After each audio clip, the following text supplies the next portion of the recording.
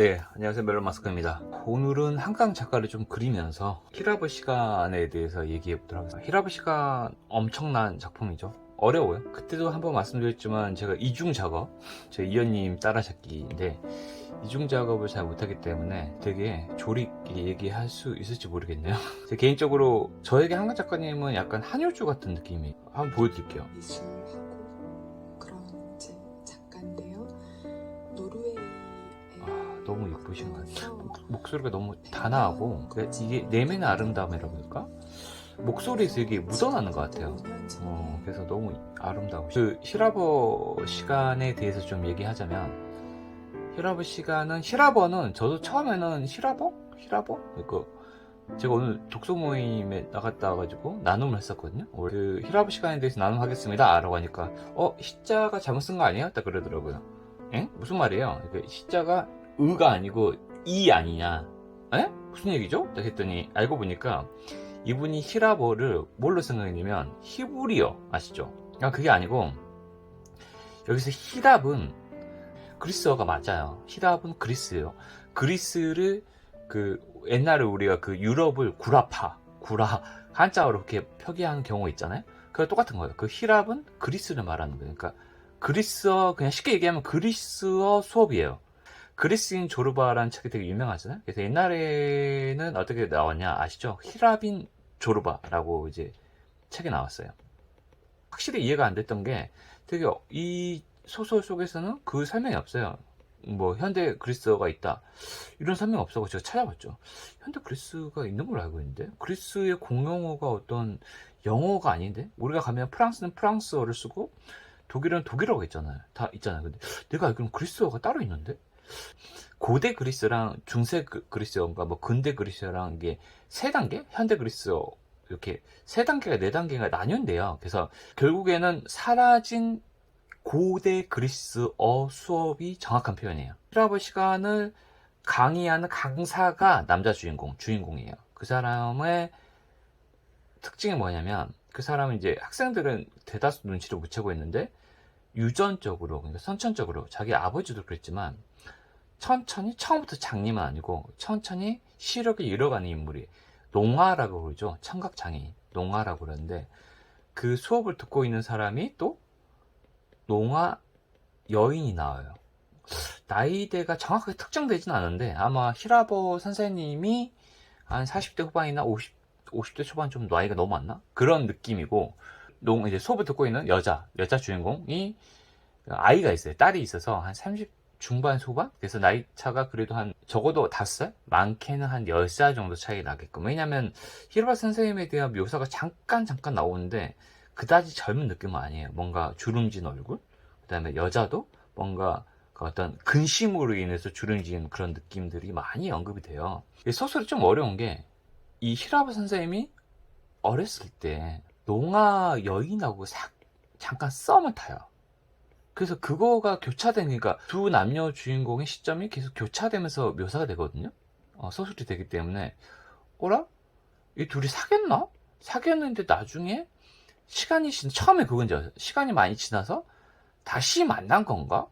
아닌 것 같은데 현재 시점과 과거 시점을 왔다 갔다 하면서 우리 한강 작가님이 묘사를 해요. 그래서 처음에는 되게 어려워요. 히라버 선생님이 선천적 시력을 잃어가요. 지금은 어떤 상태냐? 그 농아한테 수업을 하고 있는데 안경을 쓰고 있어도 거의 앞에 희뿌옇게 보이는 거예요. 그러니까 어떤 사람 피할 수 있는 정도지 완전히 지팡이 들고 그 정도 아니에요. 그래서 보통의 그냥 수업하는 사람들은 몰라요. 또한 농아 그 청각장애인도의 특징이 독순술이라고 그러죠.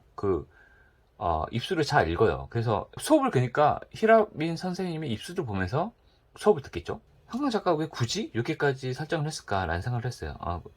좀 과도한 설정 아닌가? 실제로 우리가 무슨 장애우 그런 시설에 있는 사람들은 충분히 시각장애인들과 장애인들이 모여있는 그 설비 있잖아요. 그런 설비에 가면은 시각장애인들과 청각장애인들이 충분히 있을 수 있겠다. 저도 뭐 가본 적은 없지만 그냥 뭐 그럴 것 같잖아요. 그 장애인들이 많이 모여있는 경우에는 뭐 하반신 불구자도 있을 거고. 폄하하는 거 아닙니다. 되게 이게 민감한 표현이어가지고 좀 어려운데 그래서 사실 근데 그런 상황이 충분히 발생할 수 있겠다라고 해서 소설의 어떤 소재적 관점에서 쓰기에는 좀 무리가 있지 않을까라는 생각이 약간 했었어요. 하나의 컨셉 다신이었어요. 그러니까 본인도 근데 나중에 인터뷰하면서 그게 좀뭐 민감할 것 같아가지고 좀 무료를 했었다 이 이야기를 쓰는데, 근데 꼭 하고 싶은 말이 있었기 때문에, 소설가들은 꼭 하고 싶은 말이 있기 때문에 쓰겠죠.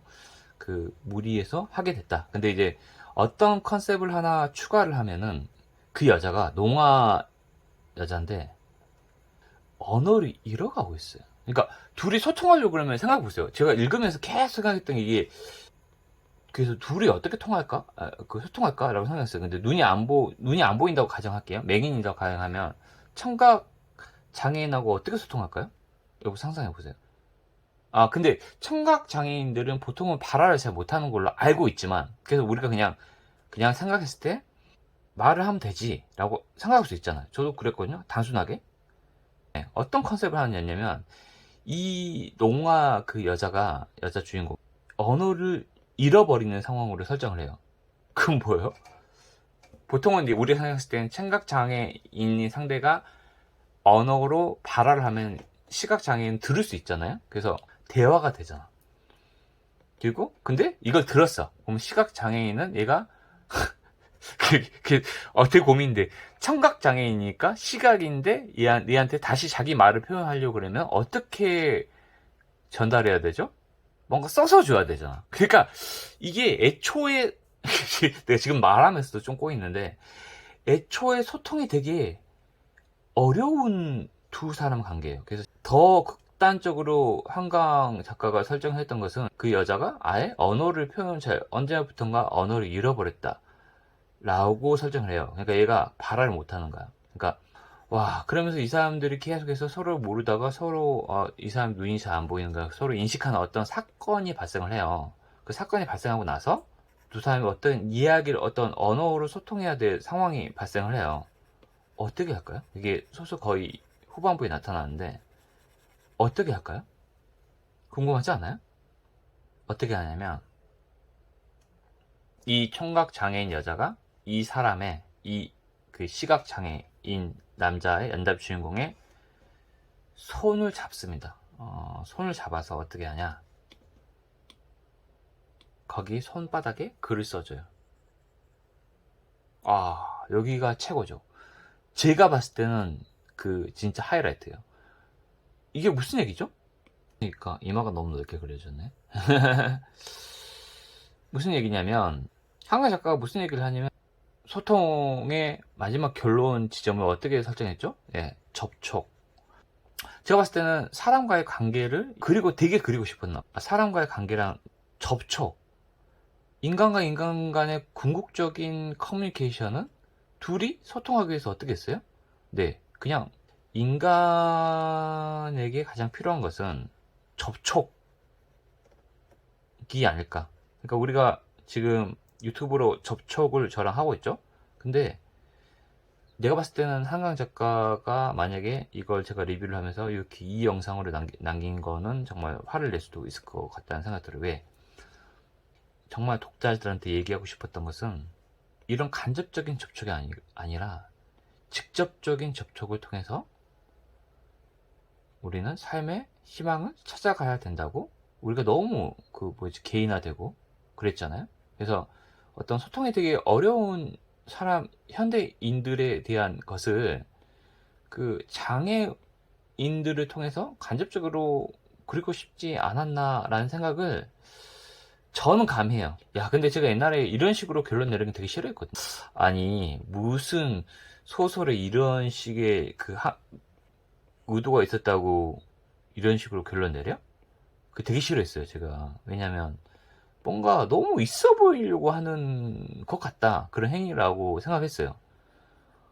이렇게 의미 부여할 일이야? 얘는 그냥 장애인을 그린 거야 라고 생각했어요, 제가 어렸을 때는. 그 어떤 문학평론이나 그냥 일반적인 문학평론에 익숙해진 거 있을 수 있어요. 그러니까 나도 생각이 되게 똑같아졌다 라고 보일 수도 있어요. 진짜로. 진짜로 진짜 스스로 반성을 하는 겁니다. 작품을 만드는 것은 작가나 영화 감독이고, 그 2차 생산물을 생산하는 것은 그거를 보는 관객들이다라는 것은 약간 맞는 것 같아요. 그래서 우리는 어떤 더 풍부한 경험들을 쌓아갈 수 있는 거죠. 그런 것 때문에. 그래서 그거 되게 일리 있더라고요. 그래서 뭐 슬램덩크 되게 재밌어, 드래곤볼이 되게 재밌어 라고 하면은 우리가 거기 그 사람들로 인해서 제가 지금 한강 작가가 너무 좋았기 때문에 지금 이 그림을 그리고 있잖아요. 이거 뭐 2차 생산물을 좀 어떻게 보면 2차 생산물을 좀 하고 있는 거죠. 이런 것도 하나의 문화를 만드는 거기 때문에 사실 너무 나쁘게 볼 것만은 아니지 않을까라는 생각도 좀 요새는 좀 많이 합니다. 솔직히. 오늘은 한강 이마가 너무 넓네요. 어떡하지? 오늘은 한강 작가 어깨는 너무 좁고 오늘은 한강 작가의 힐업 시간 리뷰를 해봤습니다. 오늘도 여기까지 들으신 여러분 정말 감사하고 한강 작가 많이 사랑해주시고 저도 정말 사랑합니다. 한강 작가님 사랑합니다. 감사합니다.